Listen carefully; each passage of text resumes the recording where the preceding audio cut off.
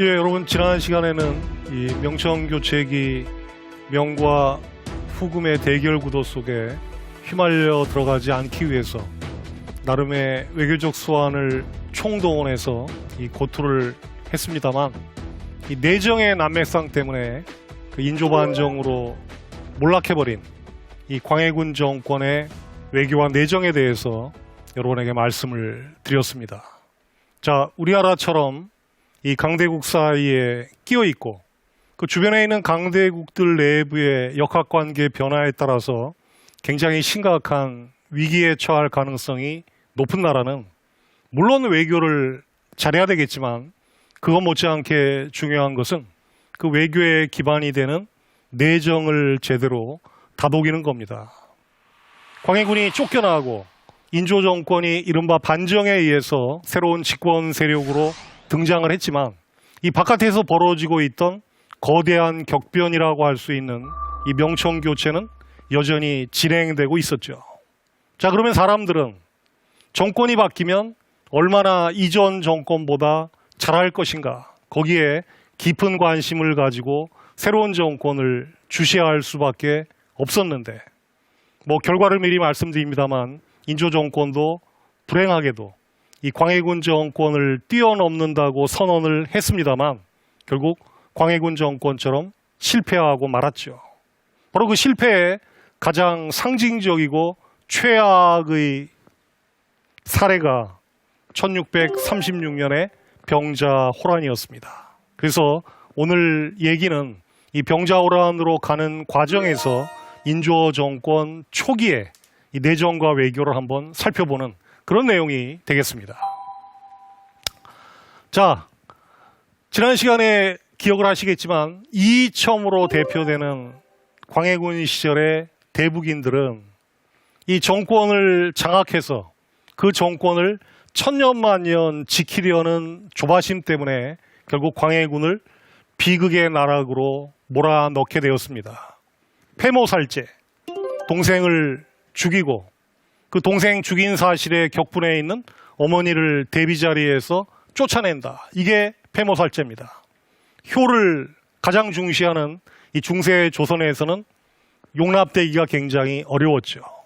자, 뿐만 아니라 광해군이 말년에 이 궁궐 공사에 몰두하면서 이 토목 공사에 집중을 해서 이 국가 재정을 거기에 쏟아 부으면서 세금을 마구잡이로 징수해서 결국 민심을 잃었던 거.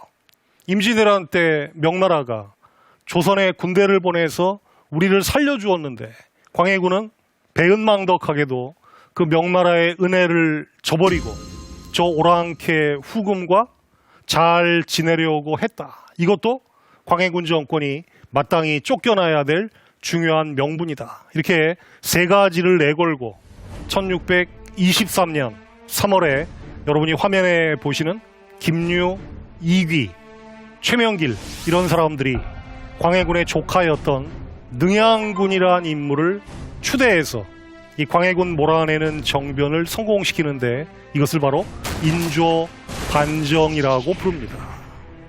자, 인조 반정을 일으켰던 김유, 이귀, 최명길 같은 사람들은 이 정권 장악 직후에 이런 약속을 내걸어요. 우리가 문제가 엄청 많았던 이 광해군 정권을 몰아낸 이상 이 새로운 정권은 제대로 된 개혁을 통해서 백성들의 생활을 반석 위에 올려놓겠다. 자, 우리 새 정권의 목표는 두 가지다.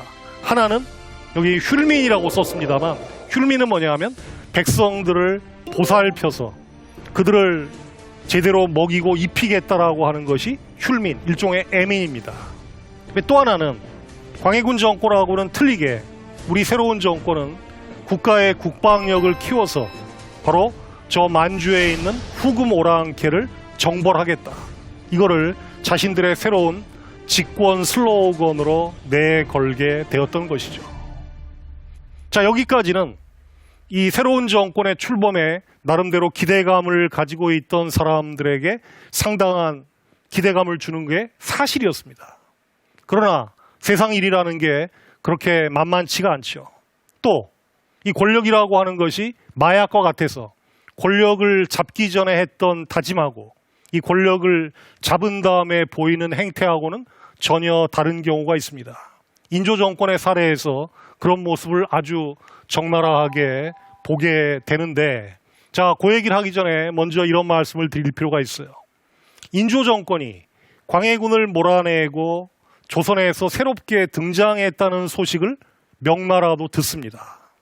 그러면 명나라는 인조반정이 일어나서 광해군이 쫓겨났다는 소식을 들었을 때 어떤 반응을 보였을까? 의외의 반응을 보입니다.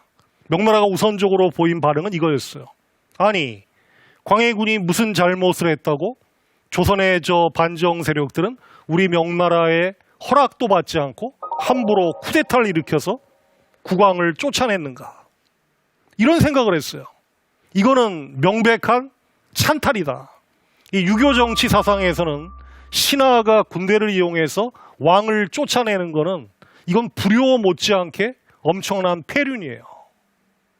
인조 정권은 이거를 반정, 올바른 곳으로 돌아간 거라고 선언을 했는데 오히려 명나라는 인조 반정을 찬탈이라고 봤다라고 하는 것은 뭘 의미할까? 자, 지난 시간 기억을 되살려 보시면 광해군이 외교에는 가끔 사기술도 필요하다, 이런 말을 했다고 말씀드렸죠. 그것처럼 바로 명나라는 광해군의 그런 외교적 수완에 조금은 넘어갔던 측면이 있는 겁니다. 그래서 처음에는 인조 정권을 무지하게 부정적인 눈으로 봤죠. 명나라가 인조 반정을 찬탈이라고 이야기를 하니까 인조 정권은 상당히 고민할 수밖에 없었어요. 명나라가 좋아할 줄 알았는데 왜 명나라가 이거를 부정적으로 볼까? 그래서 1623년 3월에 권력을 잡자마자 명나라의 사신을 보내서 명나라 조정을 설득을 합니다. 원래 광해군은 당신들 명나라 조정에서 알고 있는 것처럼 당신들에게 절대로 충성하지 않았습니다.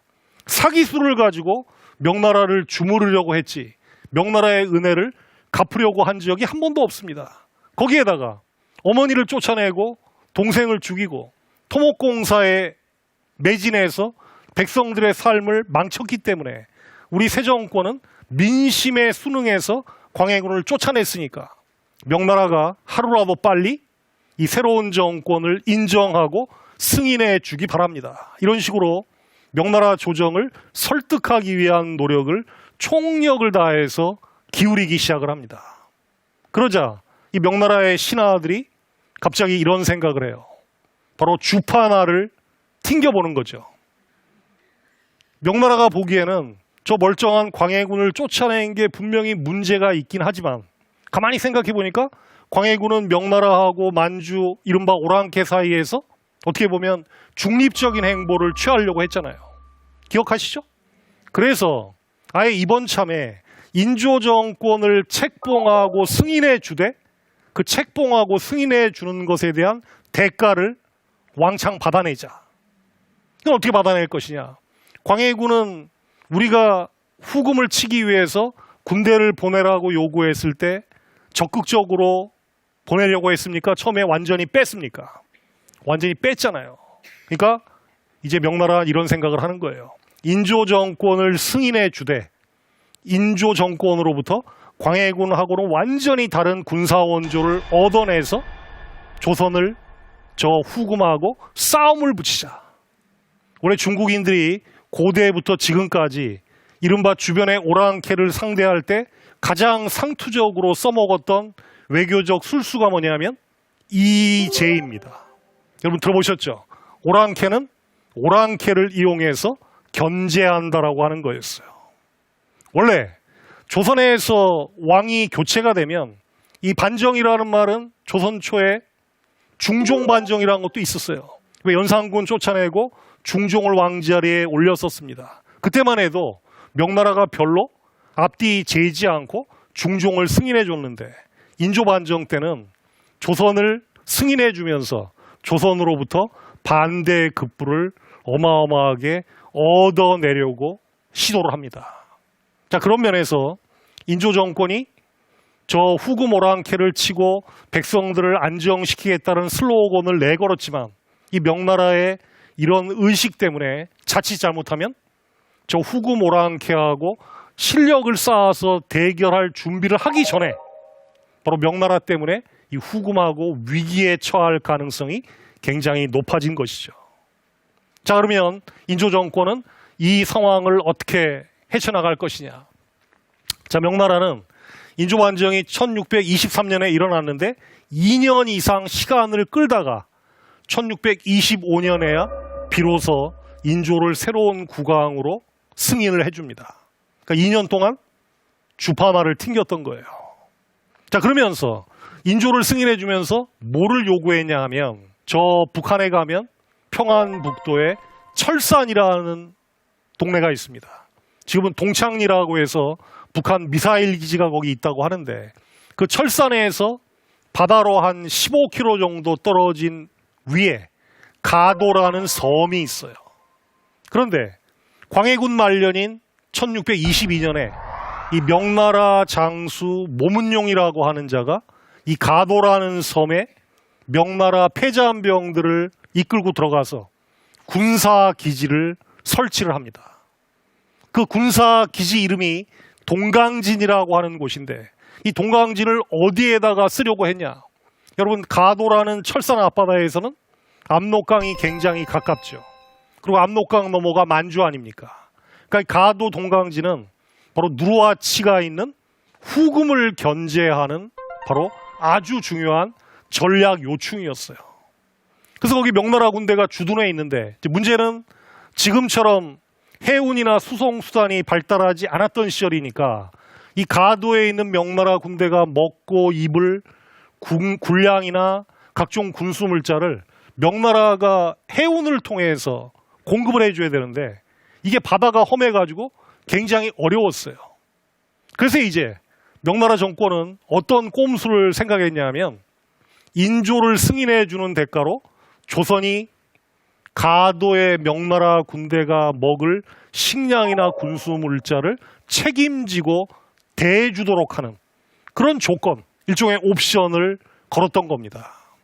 근데 인조 정권은 하루라도 빨리 명나라로부터 승인을 받아서 정권을 안정적으로 운영하는 게 급하다 보니까 바로 명나라가 너 승인해주면 가도에 있는 모문용을 국력을 총동원해서 이렇게 지원할 생각이 있느냐라고 했을 때 네 하고 예스 하고 바로 답변을 한 거죠.